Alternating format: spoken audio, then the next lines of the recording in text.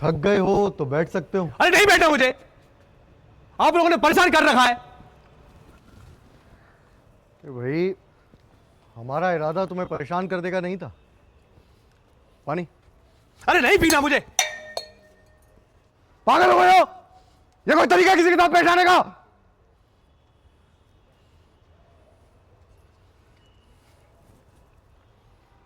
देखो, तुम्हें बात नहीं करनी है मत करो। अकेले रहना है तो रहो, कोई नहीं आएगा तुम्हारे पास। अरे मैं चाहता भी नहीं कि कोई आए। एक कमाल है यार, कभी भी कोई भी चला आता है, कभी वकील आ जाता है, कभी आप आ जाते हो, जबकि मैं कह चुका हूं कत्ल मैंने किया है, फांसी पे चढ़ा दो। मैं अपने आप को बचाना नहीं चाहता बस। आपके चाहने ना चाहने से कुछ नहीं होता मिस्टर साकिब। इस कानून के कुछ नियम होते हैं, कायदे होते हैं, और आप अपने आप को बचाना नहीं चाहते तो ना सही, लेकिन मैं अपना फर्ज कैसे भूल सकता हूं?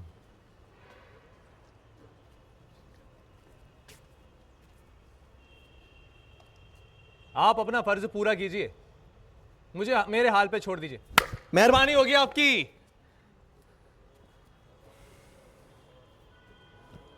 देखो साकिब, यह बात सच है कि मैं पुलिस की नौकरी करता हूं, लेकिन इसके अलावा भी मैं कुछ हूं। एक साधारण इंसान जो ड्यूटी खत्म होने के बाद सिक्के के दूसरे पहलू के बारे में भी सोचता है। आपके सोचने ना सोचने से है ना कानून में फेरबदल नहीं हो जाएगा सर। कत्ल करने की सजा है ना फांसी होती है, और मेरा केस तो सीधा है, मैंने तो अपना गुनाह कबूल भी कर लिया है। गुनाह कबूल करना और गुनाह साबित होना दो अलग अलग बातें हैं मिस्टर साकिब। अभी आपने सिर्फ अपना गुनाह कबूल किया है, गुनाह अभी साबित नहीं हुआ। क्या गुनाह साबित नहीं हुआ है? आप कह रहे हैं कि गुनाह साबित नहीं हुआ है? कमाल है भाई, कमाल है। मुझे आपके डिपार्टमेंट से है ना इसी बेवकूफी की उम्मीद थी। कमाल है, एक आदमी जिसने अपने दोस्त का कत्ल कर दिया, पुलिस ने उसे वारदात वाली जगह से रंगे हाथों भी पकड़ लिया, और गवाहों ने बयान भी दे दिया कि कत्ल इसी ने यानी मैंने किया है। फिर भी आप कह रहे हैं कि गुनाह साबित नहीं हुआ। आप ही बताइए सर, गुनाह साबित करने के लिए मुझे क्या करना होगा? कुछ नहीं। जब तक अदालत में ये बात पूरी तरह साबित नहीं हो जाती कि गुनाह आपने ही किया है, तब तक तो आप हमारे मेहमान हैं। तो उन गवाहों के बयानों का क्या, जिन्होंने अपनी आंखों से देखा जब दरवाजा खुला तो मैं था, मेरी पत्नी थी और लाश थी। तो इन बातों से साबित नहीं होता कि कत्ल मैंने किया है।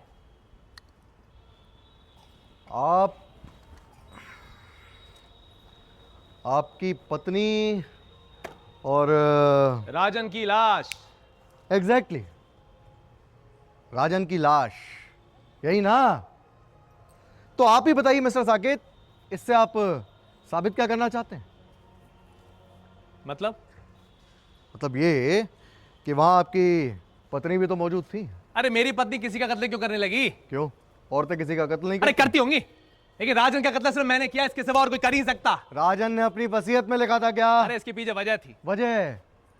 वही वजह तो मैं जानना चाहता हूं, बशर्ते आप बताना चाहें तो। अरे बस, जब मैं साफ कह चुका हूं कि कत्ल मैंने किया, मुझे फांसी पे चढ़ा दो। आपको समझ में नहीं आती है? मुझे अकेले छोड़ दो बस। मैं किसी से बात नहीं करना चाहता, बस मुझे अकेले छोड़ दो।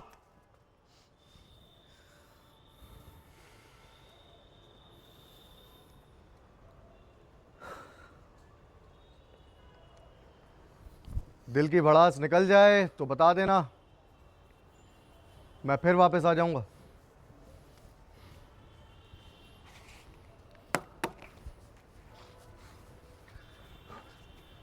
सुनिए, क्या बात करनी है आपको? कुछ नहीं। तो फिर? मैंने यहां तुम्हें कुछ जानने के लिए नहीं बुलाया, तो बस मन हुआ कि बात करूं। क्या? कुछ अलग मत सोचो, बस लगा कि बात करनी चाहिए तो आ गया। नया तरीका टॉर्चर करने का। मुझे समझ में नहीं आता कि लोग हम पुलिस वालों को इतने शक की निगाह से ही क्यों देखते हैं। उसकी वजह है ना, आप लोग खुद ही हैं।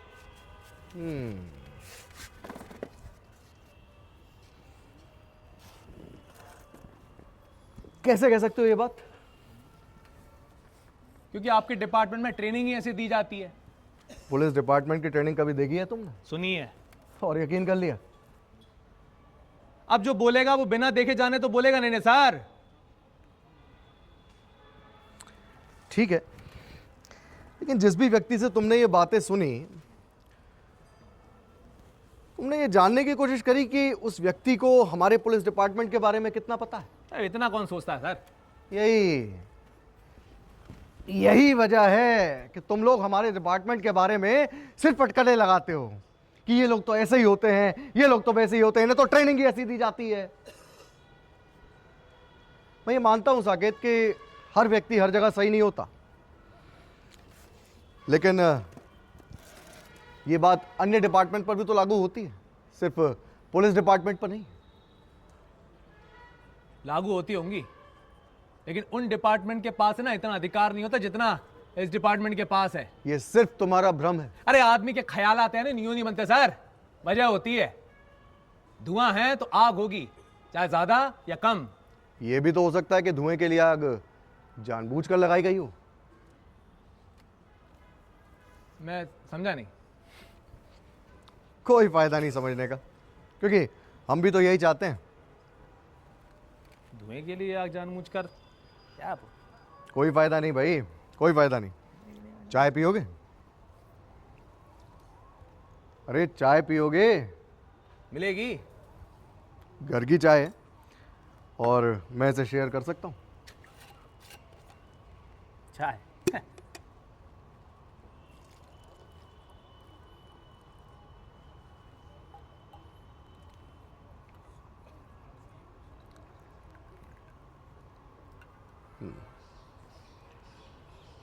ये तुम्हारी, ये मेरी। तो क्या बोल रहे थे तुम? मैं कहा? हाँ, आप ही तो कह रहे हैं तब से। मुझे लगा हम बातचीत कर रहे थे। फिलहाल अभी तक तो। डरो नहीं, ये किसी भी तरीके का इन्वेस्टिगेशन नहीं है। मेहरबानी है आपकी। बड़े मजाकिया किस्म के इंसान हो तुम। किसी का तो लोग फायदा उठाते हैं। मतलब? हाँ, मतलब कुछ नहीं है सर, कुछ नहीं। तुमने अभी कहा कि तुम्हारे साथ किसी ने कुछ गलत। कोई फायदा नहीं है सर, छोड़ दीजिए। सच्चाई सामने लाने में दिक्कत क्या है साकेत? मेरा मतलब तुम्हें सुकून ही मिलेगा। अब इसका कोई अर्थ नहीं है सर, क्यों पीछे पड़े हुए हो? छोड़ दो।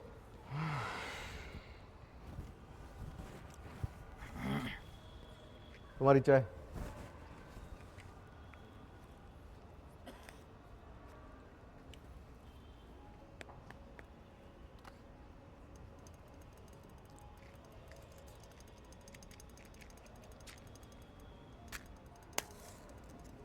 एक बात पूछूं सर? पूछो। हम जिन आदर्शों की बात करते हैं या जिन्हें हम जीवन का उद्देश्य मानकर चलते हैं, तो ऐसा क्यों होता है कि उन उद्देश्यों को निभाने में हमसे चूक हो जाती है? क्योंकि मतलब शायद नहीं बन रहे ना शब्द अब? ऐसा नहीं है साकेत कि मुझे शब्द नहीं मिल रहे या मैं तुम्हारे प्रश्न से नाउत्तर हो चुका हूं। मैं बस तुम्हारी बात को गंभीरता से समझने की कोशिश कर रहा हूं। इसमें गंभीरता वाली कोई बात नहीं है सर। ये तो बस एक बात थी, मेरे दिमाग में आई, मैंने पूछ ली। अब मेरे दिमाग में क्यों आई ये तो मुझे खुद नहीं पता। मैं ऐसा नहीं मानता। कोई भी बात जब हम बोलते हैं, कहते हैं, तो यूं ही नहीं कहते। उसके पीछे वजह होती है, कारण होते हैं, अतीत होता है और कहीं पहुंचने की कोशिश होती है। मैं भी ये समझता था, लेकिन मुझे ऐसा लगता है कि जब तक आपका अपना अंतर्द्वंद आपका अपना होता है,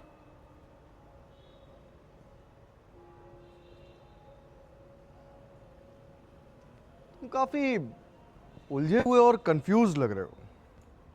खैर, तुम्हारी उलझन स्वाभाविक है क्योंकि यहां तुम किसी नॉर्मल सिचुएशन में तो हो नहीं। फिर भी कहना क्या चाहते हो?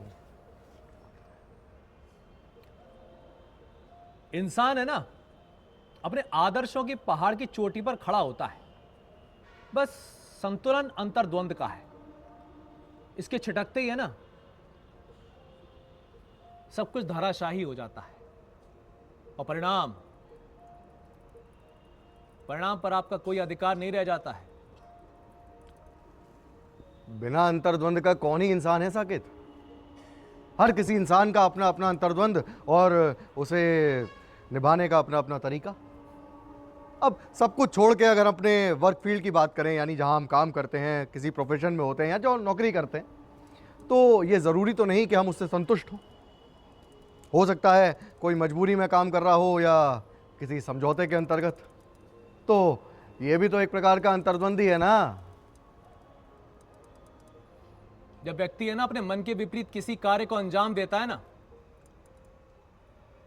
तो परिणाम बहुत भयंकर होते हैं सर, उसके लिए भी और समाज के लिए भी। हाँ, आप पूछेंगे कैसे? पूछिए। कैसे? सब व्यक्ति है ना अपनी ड्यूटी पूरी कर रहे हैं, उसे जीते नहीं है। मैं ऐसा नहीं मानता। आखिर कंडीशनिंग भी तो एक चीज होती है जिसमें हम उसके अंदर की अच्छाइयों को ढूंढ उसे अपना लेते हैं, उसे अपने जीवन का उद्देश्य बना लेते हैं। माफ कीजिएगा सर, ये जो कंडीशनिंग और जीवन का उद्देश्य है ना, दोनों ही दो अलग किनारे हैं। इन दोनों की आपस में तुलना ना करें तो ही बेहतर होगा। साकेत, तुम मेरी बात को समझने के बजाय सिर्फ अपनी बात को ऊपर रखने की कोशिश कर रहे हो और ये बात ठीक नहीं है। मैं केवल दृष्टिकोण बदलने की बात कर रहा हूं। किस दृष्टिकोण की बात कर रहे हो? यही कि जो आपने आज तक जो देखा है, सुना है, जाना है, पढ़ा है, उसके अनुसार आप खुद का वक्तव्य बना लेते हैं।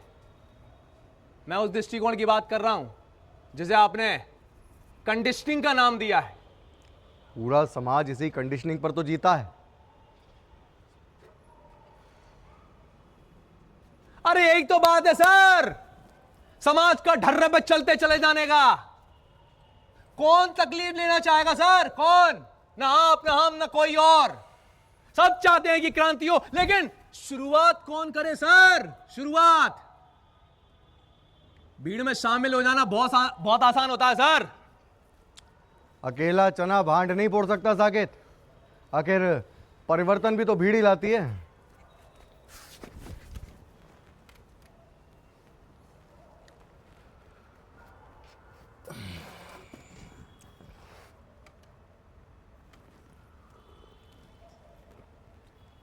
एक बात पूछूं?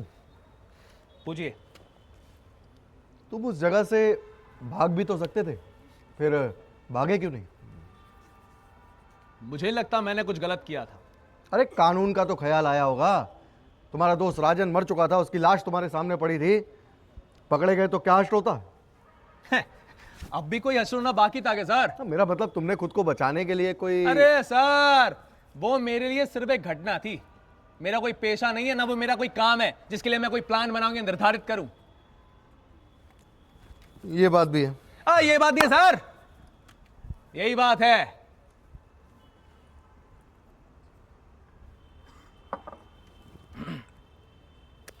इस दुनिया की है ना एक बहुत बड़ी प्रॉब्लम है। अब क्या हो गया? हम किसी बात की तह तक पहुंचने के लिए ना एक निर्धारित बिंदु से आगे बढ़ते हैं। निर्धारित बिंदु? खैर, ये निर्धारित बिंदु से तुम्हारा क्या मतलब है?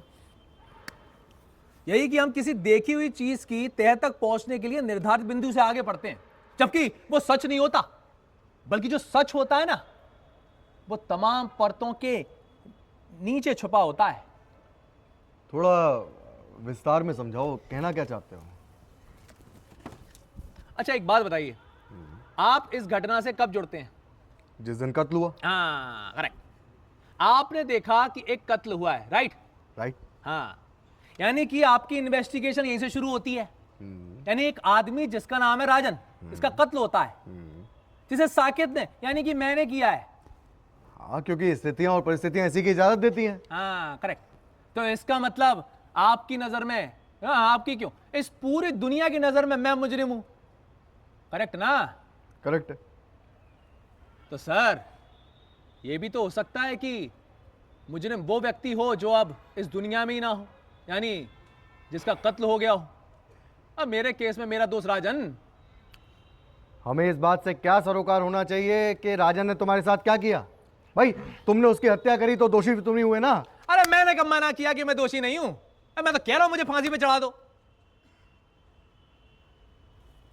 लेकिन यह भी तो हो सकता है ना कि मैं जिन परिस्थितियों में जी रहा था उसमें जीने से अच्छा मैं मुजरिम हो जाता, या फिर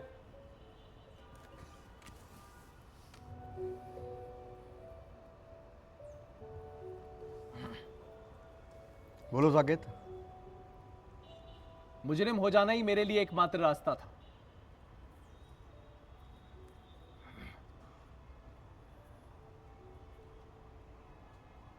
नहीं,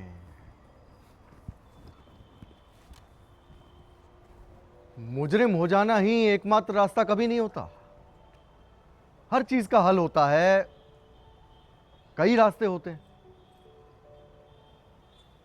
किन रास्तों की बात कर रहे हैं आप सर? यही कि तुम कानून की शरण में आए होते, शिकायत की होती, एफआईआर कराई होती कि मेरे संग ऐसा कुछ हो रहा है, तो हम करते ना कार्रवाई।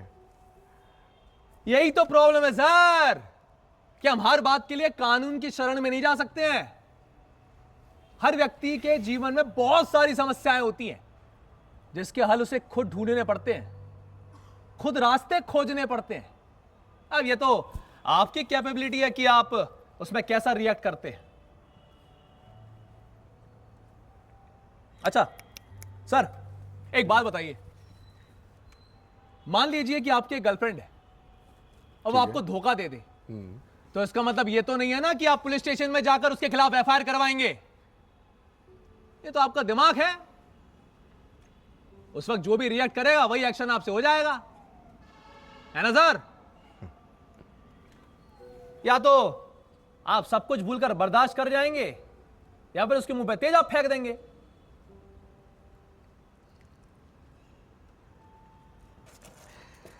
जीवन में कुछ क्षण ऐसे आते हैं जिन पर आप आपकी भावनाओं पर, इमोशंस पर कंट्रोल नहीं रख पाते। लेकिन ये कानून, ये समाज उन्हीं क्षणों पर नियंत्रण करना, काबू करना कि कुछ गलत घटित ना हो जाए, यही तो हमें सिखाता है।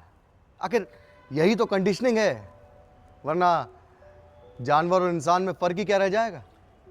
फर्क है इंस्पेक्टर साहब, फर्क तो है, वरना ये जो घटना 5 साल से रोकी थी वो पहले ही हो जाती। मतलब साहब है सर, अभी आपने कहा ना कि समाज और कानून आपको अपनी भावनाओं पे नियंत्रण करना सिखाती है, वरना ये जो घटना है ना ये 5 साल पहले ही हो जाती। जैसा कि अभी आपने कहा, कंडीशनिंग। फिर भी मैं समझ नहीं पा रहा, थोड़ा डिटेल में समझाओ।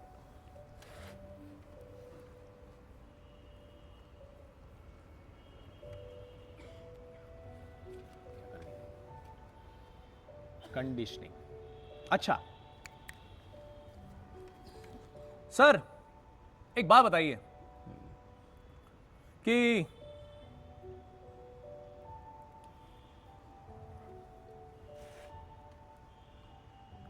ये जो घटना है ना 5 साल पहले क्यों हुई? 5 साल पहले क्यों हुई राजन? भाई, कोई भी घटना अगर 5 साल पहले हो रही है तो 5 साल तक आप उसको क्यों झेल रहे हैं? मुझे अभी भी लग रहा है कि आप मुझसे कुछ छुपा रहे हो, क्योंकि मैं कुछ नहीं छुपा रहा आपसे। देखो, सुनो मेरी बात, पहले तुम अपनी बात ज्यादा कहते हो, एक बार सुन लो। कोई भी हादसा जो अभी हुआ है, अगर वो 5 साल से घटित हो रहा था तो उसे सॉल्व करने का कोई दूसरा तरीका भी तो हो सकता था। फिर हत्या ही क्यों? मैंने अभी आपसे कहा ना, उस वक्त आपका दिमाग जो रिएक्ट करेगा वही आपसे घटित हो जाएगा। तो उस पल तुम्हें लगा कि उसकी हत्या कर देनी चाहिए तो तुमने कर दी। मुझे कतई नहीं लगा था मुझे उसकी हत्या कर देनी चाहिए। ओके, तो ये सब अचानक हुआ। फिलहाल सच तो यही है। फिलहाल क्यों? ऐसा लग रहा है जैसे तुम कुछ छुपा रहे हो। मैं कुछ नहीं छुपा रहा आपसे। तुम्हारी इस बातों में आत्मविश्वास की कमी नजर आ रही है साकिब। और ऐसा इंसान तभी करता है जब उसके अंदर कुछ और बाहर कुछ और हो। मैं आपसे वही कह रहा हूं जो सच है। खैर, मैं मान लेता हूं कि ये सच। अरे बस, आ गए अपनी ड्यूटी पर। मैंने कहा था ना, टॉर्चर करने का नया तरीका। साकिब, तुम फिर गलत सोच रहे हो। अरे सर, आप कुछ भी सोचने के लिए स्वतंत्र हैं। मेरे हाथ से तो सही और गलत की डोर कब की छूट चुकी है। जैसा कि मैंने पहले भी कहा, मैं दोबारा दोहरा रहा हूं कि ठीक है भाई, मैं मान लेता हूं कि ये सब अचानक हुआ। मान लेता हूं से आपका क्या मतलब है?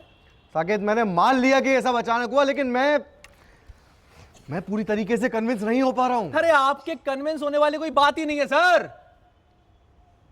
जुर्म अपने आप में जुर्म होता है।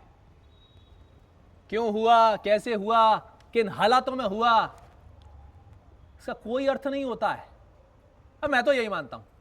अब मुझे उम्मीद है कि आप भी यही मानते होंगे। लेकिन अगर फिर भी आप मेरी बातों से कन्विंस नहीं हो पा रहे तो देखिए सर, मैं कुछ नहीं कर सकता।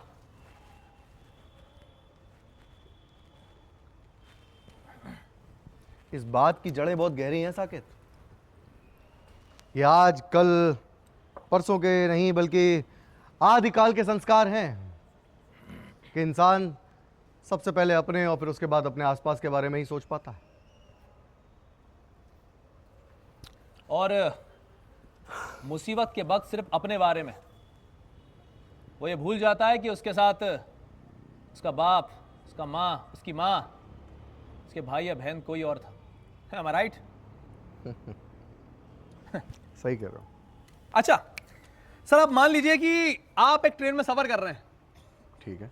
और आपके साथ आपका पूरा परिवार है, और अचानक से उस ट्रेन की दुर्घटना हो जाए, मान लीजिए, तो आपका जो दिमाग या आपका जो अवचेतन मन है वो सबसे पहले आपको सुरक्षित करने में लग जाएगा। बिल्कुल सही ना? और जब ये सुनिश्चित हो जाएगा कि आप सुरक्षित हैं, तब जाके आपको याद आएगा ना सर कि आपके साथ पूरा परिवार भी था, है ना? इसे तो आप नेचर के साथ भी जोड़ सकते हैं ना भाई। आदमी पहले आदमी है, उसके बाद किसी का बाप, बेटा, भाई या पति। भाई यही तो समाज है, यही तो कंडीशनिंग है कि इंसान को सिर्फ अपने बारे में सोचने पर मजबूर करती है। इंसान पहले प्राणी है, उसके बाद सामाजिक प्राणी। खैर, मुझे इस बात से बहुत तकलीफ भी नहीं होती, और ये बात तो सभी को समझनी चाहिए। तकलीफ तो मुझे भी नहीं होती है। लेकिन सर, व्यक्ति के जीवन में ना ऐसी बहुत सारी परिस्थितियां आती हैं जिससे उसको तकलीफ होती है, और होनी भी चाहिए। इतनी समझ तो मैं भी रखता हूं। लेकिन जैसा अभी आपने कहा ना, कंडीशनिंग भी कोई चीज होती है। नहीं तो किसी को मारे पीटे गलत किया बिना आखिर तय कौन करेगा कि सही क्या है गलत क्या है? कोई भी चीज होती है तो बस होती है। यदि आप कंडीशनिंग के खिलाफ होते हैं तो भविष्य में ऐसे किसी राजन की हत्या होगी, और ऐसा कोई साकेत आपके सामने फिर से बैठा होगा। मैं तुम्हारी बात से पूरी तरह सहमत हूं साकेत, लेकिन मैं इंडिविजुअलिटी को भी रिस्पेक्ट देता हूं।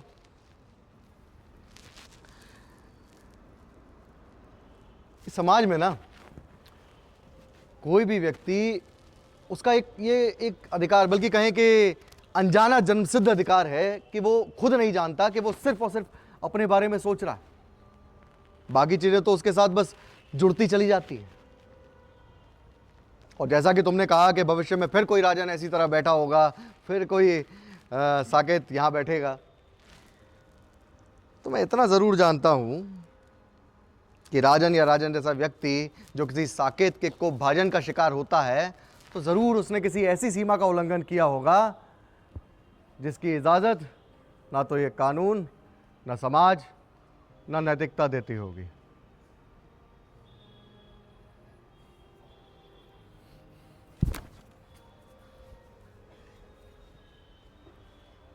राजन ने जिस सीमा का उल्लंघन किया था उसमें समाज का बहुत बड़ा दोष है, क्योंकि हमारे समाज की बनावट ही ऐसी है, उसकी विचारधारा, उसकी मान्यताएं, ये नियम, इसे बहुत सारी गलत चीजों को दबाकर, छिपाकर, उसे सप्रेस करके रख देने को ही सही मानता है। बिल्कुल, मैं ऐसा नहीं मानता। मैं मानता हूं कि गलत को सामने लाना नहीं, उसे छिपाकर रखना गलत होता है। सही कह रहे हो साकेत। हमें ऐसा लगता है कि किसी भी गलत को सामने अगर समाज के लाएंगे तो उससे हमारी बेइज्जती होगी, हमारी शान में कमी होगी। लोग सोचेंगे कि क्या हम में इतनी भी हिम्मत नहीं थी कि हम उस घटना को प्रोटेक्ट कर सकें।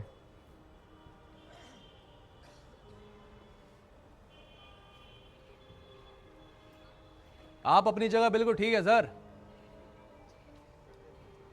मैंने जैसा पहले भी कहा ना कि व्यक्ति के जीवन में बहुत सारी ऐसी परिस्थितियां आती हैं जब वो उस उम्र में भी नहीं होता कि उसे सहन कर सके, और उसके पास उन सारी परिस्थितियों को सहन करने के अलावा और कोई चारा भी नहीं बचता। तुमने कहा कि उस उम्र में नहीं होता कि प्रोटेक्ट कर सके, मतलब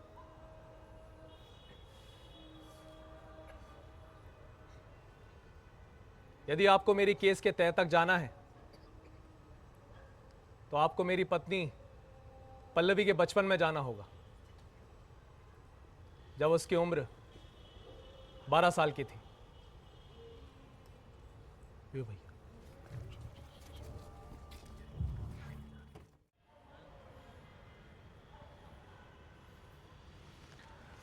मिस्टर साकेत,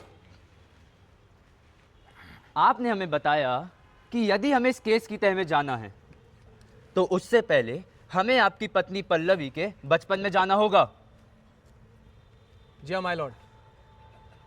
आपने ये भी बताया कि उस वक्त आपकी पत्नी महज 12 साल की थी, यानी कि आप अपनी पत्नी को बचपन से जानते थे। नहीं, मैं अपनी पत्नी को बचपन से नहीं जानता था। मिस्टर साकेत, आप दोनों बातें कर रहे हैं। अभी आपने कहा कि उस वक्त आपकी पत्नी महज 12 साल की थी। माय लॉर्ड, जैसे कि हम सभी जानते हैं कि शादी के बाद पति पत्नी एक दूसरे को जानने लगते हैं, एक दूसरे को समझने लगते हैं, और एक दूसरे के ऊपर उनका विश्वास पुख्ता हो जाता है। इसी विश्वास के चलते वो एक दूसरे के सामने अपने अतीत के पन्ने खोल देते हैं। तो मिस्टर साकेत, आपकी पत्नी पल्लवी के अतीत में ऐसा क्या घटित हुआ जो सीधा इस केस से जुड़ जाता है? कहीं ऐसा तो नहीं कि आपकी पत्नी पल्लवी और आपका दोस्त राजन अतीत में कोई संबंध में हो? संबंध? किस संबंध की बात कर रहे हैं आप? यही कि आपकी पत्नी पल्लवी और राजन के बीच कुछ ऐसा था जो आपको नागवार गुजरा, और इसीलिए आपने अपने दोस्त राजन का कत्ल कर दिया। इसमें कोई सच्चाई नहीं है योर ऑनर, ये महज झूठ है। तो फिर सच क्या है मिस्टर साकेत? आखिर सच क्या है? क्या आप इस अदालत को सच बताने का कष्ट करेंगे? माय लॉर्ड, ये मामला कोई चोरी या उचक्कागिरी का नहीं, ये मामला एक इंसान के कत्ल का है। माय लॉर्ड, राजन मेरी और पल्लवी के शादी के रिसेप्शन पर आया था। ये उसकी और पल्लवी की दूसरी मुलाकात थी। दूसरी मुलाकात? यानी राजन आपकी पत्नी पल्लवी से पहले भी मिल चुका था? ओ, माफी चाहूंगा, जाहिर सी बात है, अगर रिसेप्शन में दूसरी मुलाकात थी तो पहली मुलाकात आपकी बारात में हुई होगी। नहीं, शादी के वक्त राजन इस शहर में नहीं था। जिस वजह से वो बारात में नहीं जा सका था। Point to be noted my Lord. Mister Saket ने हमें अभी बताया कि रिसेप्शन में इनकी पत्नी पल्लवी और राजन की दूसरी मुलाकात थी, जबकि बारात वाले दिन राजन शहर में था ही नहीं। तो मिस्टर साकेत, आखिर पहली मुलाकात का राज क्या है? क्या आप बताना चाहेंगे?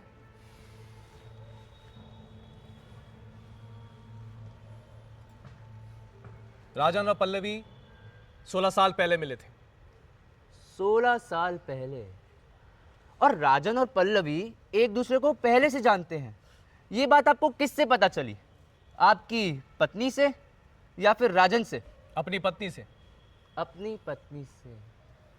अच्छा, ये बताइए कि आप राजन को कब से जानते थे? 10 सालों से। हम दोनों ने एक साथ ग्रेजुएशन किया था। 10 साल काफी लंबा समय है, नहीं? तो इन 10 सालों में राजन ने आपसे आपकी शादी से पहले पल्लवी का कभी जिक्र नहीं किया? इसमें जिक्र जैसी कोई बात ही नहीं है। पल्लवी और मेरी अरेंज मैरिज थी। शादी से पहले हम एक दूसरे को कभी मिले ही नहीं थे, जानते ही नहीं थे। और मुझे इस बात की भी जानकारी नहीं थी कि राजन पल्लवी से पहले कभी मिल चुका है। तो मिस्टर साकेत, जब आपको ये पता चला कि आपकी पत्नी पल्लवी और राजन एक दूसरे को पहले से जानते हैं और मिल भी चुके हैं, तो आपका रिएक्शन कैसा था? नहीं, मेरा मतलब कैसा महसूस कर रहे थे आप?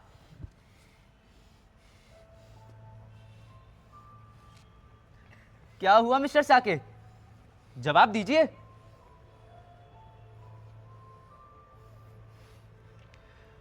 मिस्टर साकेत, यो तो आप हमारा और इस अदालत का वक्त जाया कर रहे हैं। आज से 16 साल पहले जब पल्लवी की उम्र करीब 12 साल रही होगी,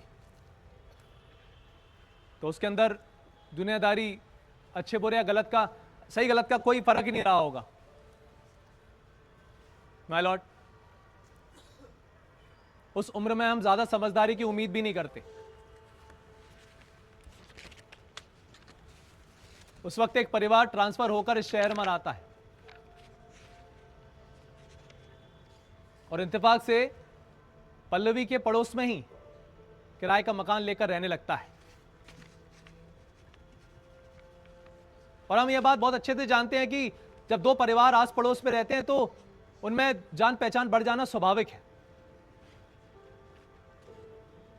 उस परिवार में 2 लड़के होते हैं, एक की उम्र 28 साल और दूसरे की 19। और हम इस बात को भी बहुत अच्छे से जानते हैं कि हम जिस उम्र में होते हैं उसके आसपास की उम्र के लोगों के साथ ज्यादा सहज महसूस करते हैं, जो पल्लवी के साथ भी था। उस 19 साल के लड़के से जो पल्लवी 12 साल की थी से ज्यादा जुड़ाव महसूस करती थी बजाय उस 28 साल के लड़के से। Point to be noted my Lord. Mister Saket ने हमें अभी बताया कि इनकी पत्नी पल्लवी उस लड़के से ज्यादा करीब थी जो 19 साल का था। मिस्टर साकेत, मैं आपसे जानना चाहूंगा कि आखिर इस करीबी से आपका क्या मतलब है? करीबी से मेरा मतलब यह है कि वो 19 साल के लड़के से जो पल्लवी 12 साल की थी से ज्यादा सहज महसूस करती थी, चाहे बातचीत हो, खेल हो, बजाय बाकी लोगों से। जैसा मैंने पहले भी कहा कि उस कच्ची सी उम्र में हम ज्यादा समझदारी की उम्मीद भी नहीं करते हैं, जबकि 19 साल की उम्र कानूनी रूप से सही और गलत को समझ सकने की उम्र मानी गई है। 19 साल की उम्र कानूनी रूप से सही और गलत समझने की उम्र मानी गई है, ये बात तो जग जाहिर है। लेकिन इस बात को यहां दोहराने के पीछे आपका क्या मकसद है मिस्टर साकेत?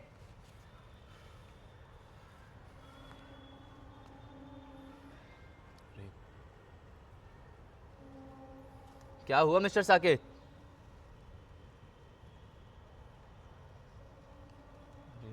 कहीं ऐसा तो नहीं कि अतीत में आपकी पत्नी पल्लवी के साथ दुष्कर्म या फिर रेप हुआ हो? रेप तो एक ऐसा कुकर्म है जो दिख जाता है, जाहिर हो जाता है। लेकिन पल्लवी के साथ उस वक्त जो घटा, उसने पल्लवी को अंदर ही अंदर घुटने के लिए मजबूर कर दिया।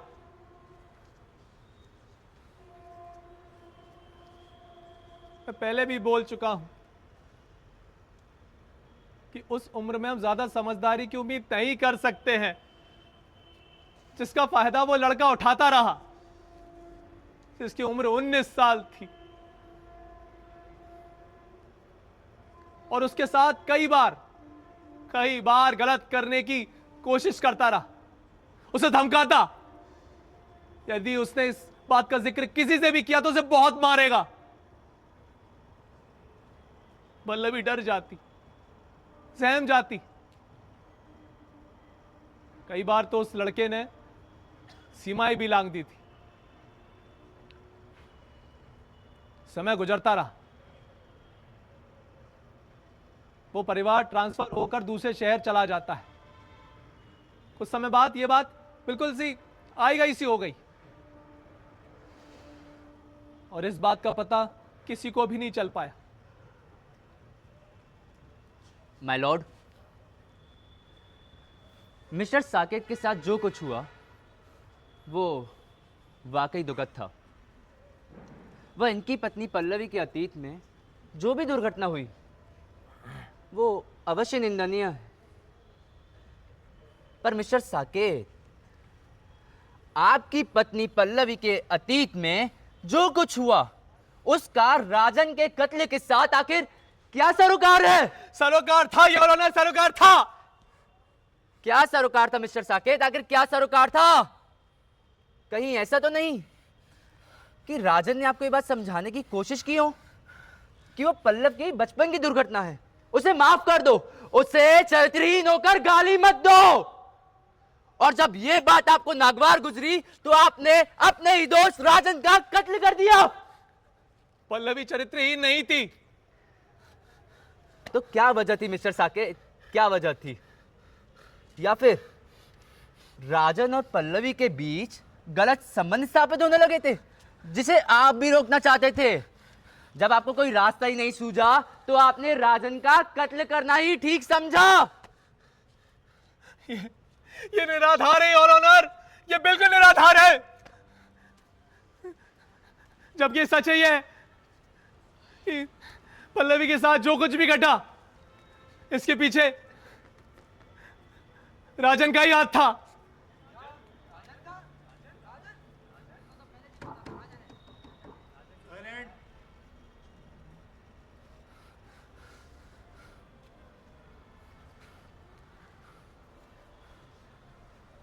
जब पल्लवी 12 साल की थी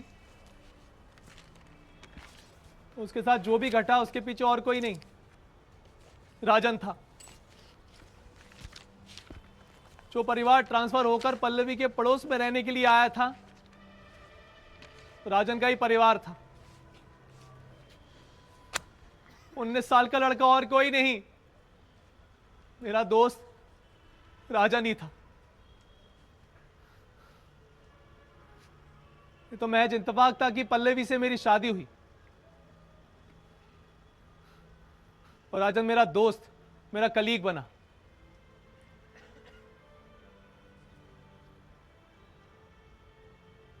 अगर राजन ने ये भूल नहीं की होती तो मुझे किसी बात से परेशानी नहीं थी, क्योंकि इस समाज में दुर्भाग्यवश ये घटना कईयों के साथ हो जाती है। इसमें लड़की का कोई दोष नहीं होता।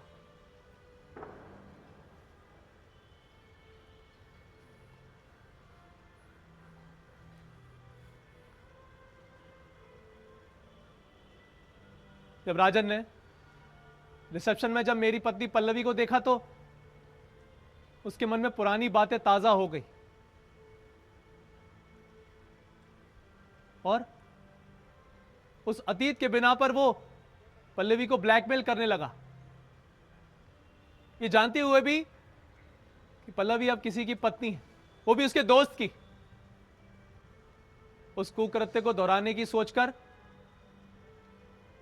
वो पल्लवी के साथ फिर से वही हरकत करने लगा और वो गलती कर बैठा। पल्लवी ने मजबूर होकर मुझे सब कुछ बता दिया। मैं बेचैन हो गया। मैंने पल्लवी को इस काले अतीत पर पर्दा डालने की सलाह दी। जाने अनजाने में मैंने राजन को भी कई बार समझाने की कोशिश की,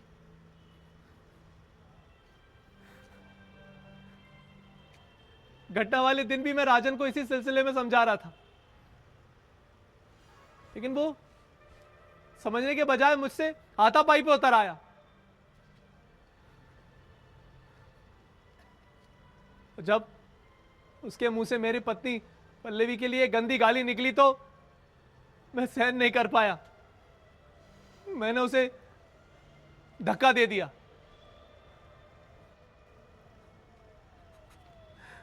मैंने कतई नहीं सोचा था कि मैं उसकी हत्या कर रहा हूं।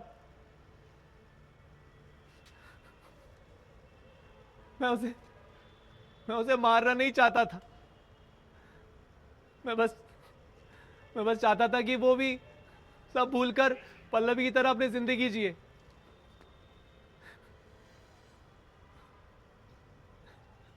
लेकिन उससे हो गया।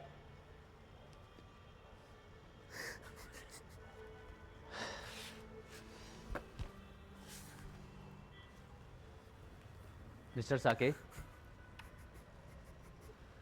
हालांकि इस अदालत में मैं आपका विरोधी वकील हूं और सच को सामने लाना मेरा कर्तव्य है, पर आपके साथ जो हुआ वो सच में बहुत दुखद था, जिसमें आपकी गलती ही नहीं थी। गलत था तो आपका फैसला, और उस फैसले पर कानून आपसे सवाल भी करेगी और करने भी चाहिए, क्योंकि कानून भावनाओं से नहीं, सबूत और सच्चाई से चलता है। और उस सच्चाई और न्याय के बीच बहुत पतली डोर होती है mister Saket.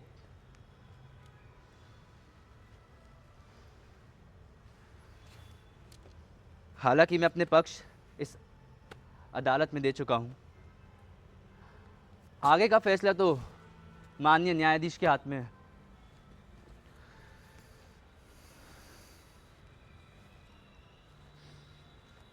My lord, with no further arguments, I rest my case.